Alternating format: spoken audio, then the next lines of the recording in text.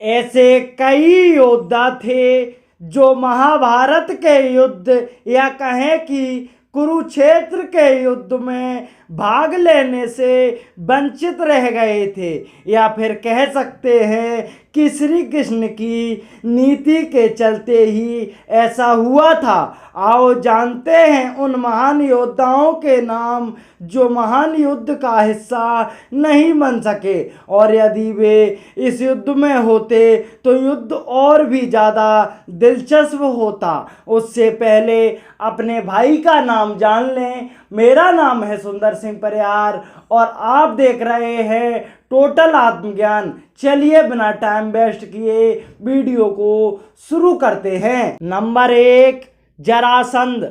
यदि महाभारत के युद्ध में जरासंध होते तो युद्ध का रुख कुछ और होता, लेकिन श्री कृष्ण को मालूम था कि महाभारत का युद्ध होने वाला है। उससे पहले ही उन्होंने कई महान योद्धाओं में से एक जरासंध को भी मारने की युक्ति सोच ली थी। उन्होंने भीम के हाथों पहले ही अपने सबसे शक्तिशाली शत्रु को निपटा दिया था। जरासंध को मारना बहुत मुश्किल था, लेकिन श्री कृष्ण के रणनीति के चलते ही जरासंध भी मारे गए थे। नंबर 2, शिशुपाल।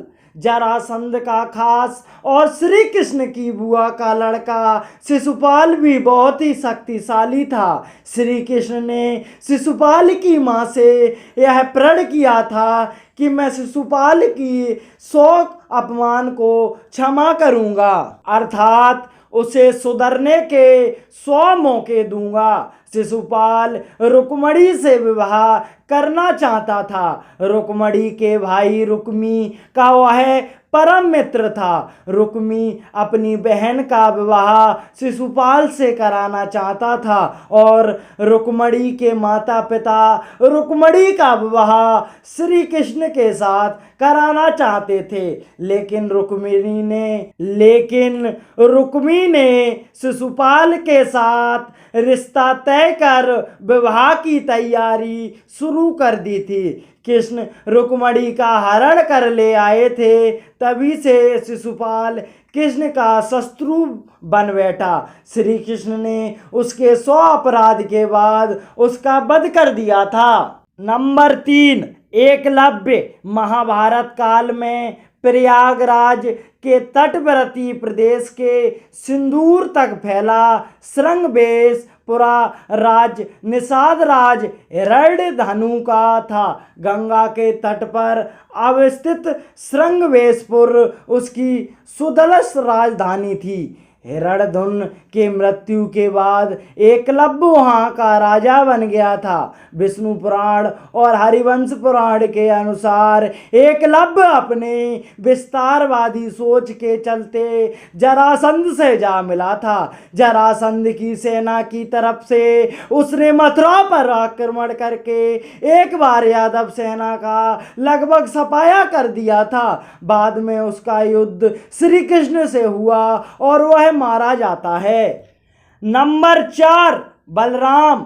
भगवान श्री कृष्ण के बड़े भाई बलराम ने श्री कृष्ण को कई बार समझाया कि हमें युद्ध में शामिल नहीं होना चाहिए, क्योंकि दुर्योधन और अर्जुन दोनों ही हमारे परम मित्र हैं। ऐसे धर्म संकट के समय दोनों का ही पक्ष न लेना उचित है। बलराम जी शिविर में जाकर दुर्योधन से कहते हैं कि अब जिस तरफ से कृष्ण हो उसके विपक्ष में मैं कैसे जाऊं। भीम और दुर्योधन दोनों ने ही मुझसे गदासी की है, दोनों ही मेरे शिष्य हैं, दोनों पर एक जैसा स्नेह है मेरा। इन दोनों कुरुवंशियों को आपस में लड़ते देखकर मुझे अच्छा नहीं लगता, अतः मैं तीर्थ यात्रा पर जा रहा हूँ। नंबर 5, काल्यवन।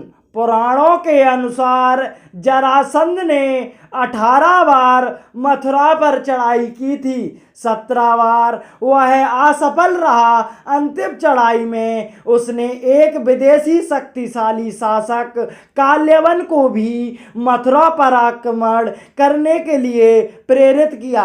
काल्यवन की सेना ने मथुरा को घेर लिया। उसने मथुरा नरेश के नाम संदेश भेजा और युद्ध के लिए 1 दिन का समय दिया। श्री कृष्ण ने उत्तर में भेजा कि युद्ध केवल कृष्ण और काल्यवन में हो, सेना को व्यर्थ क्यों लड़ाया जाए।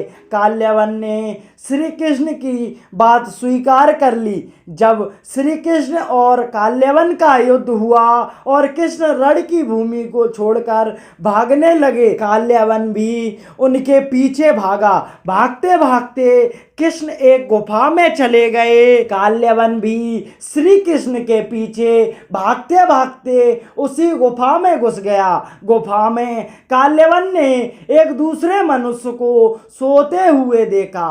काल्यवन ने उसे श्री कृष्ण समझकर कसकर लात मार दी और वह मनुष्य उठ पड़ा। उसने जैसे ही आंखें खोली और इधर उधर देखने लगा, तब सामने उन्हें काल्यवन दिखाई दिए। उसके देखते ही काल्यवन जलकर भस्म हो गया था। काल्यवन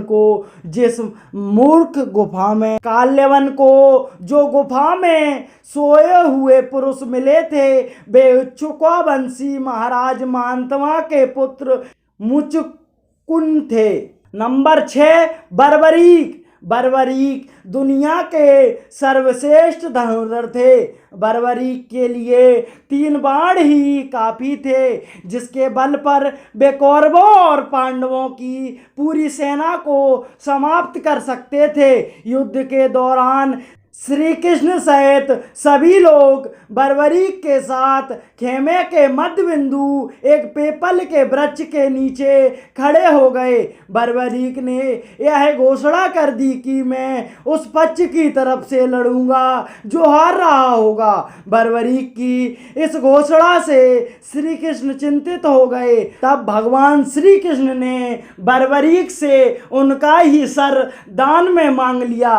तभी से वह राजस्थान में खाटू नाम से प्रसिद्ध हैं। इनके अलावा पौंड्रक, रुक्मी, नकारासुर जैसे कई और भी योद्धा थे, जिन्होंने महाभारत के धर्म युद्ध में भाग नहीं ले सके, अन्यथा युद्ध का चित्र कुछ और ही होता। तो दोस्तों, इस वीडियो का अंत हम यहीं करते हैं और मिलते हैं आपको नेक्स्ट वीडियो के साथ। तब तक के लिए चैनल को सब्सक्राइब, वीडियो को लाइक और अपने दोस्तों को और फैमिली के साथ इस वीडियो को शेयर कर दें।